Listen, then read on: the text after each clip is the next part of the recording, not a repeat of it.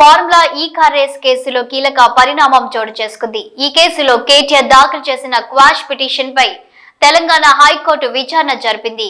ఇందులో భాగంగా BRS working president మాజీ మంత్రి కేటీఆర్ కు మధ్యంతర బెయిల్ ను న్యాయస్థానం మరో రోజు పాటు పొడిగించింది.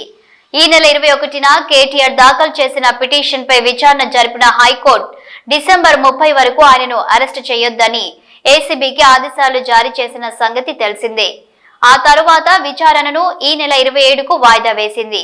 దీంతో ఈ పిటిషన్ ను ఇవాళ విచారించిన న్యాయస్థానం ఈ నెల 31 వరకు కేటీఆర్ ను అరెస్టు చేయొద్దని ఆదేశాలిచ్చింది. మరోవైపు ఈ కేసులో ఏసీబీ అధికారులు కౌంటర్ దాఖలు చేశారు. కేటీఆర్ ను అరెస్టు చేయొద్దన్న ఆదేశాలను ఎత్తివేయాలని కోరుతూ మరో పిటిషన్ దాఖలు చేశారు. కేటీఆర్ ను విచారించాలని కోరుతున్న ఏసీబీ ఆయనకు బెయిల్ మంజూరు చేస్తే విచారణకు ఇబ్బంది కలిగే అవకాశం ఉందని ఏసీబీ అధికారులు పిటిషన్ లో పేర్కొన్నారు. ఈ నేపథ్యంలో పిటిషన్ పై విచారణను హైకోర్టు డిసెంబర్ 31వ తేదీకి వాయిదా వేసింది.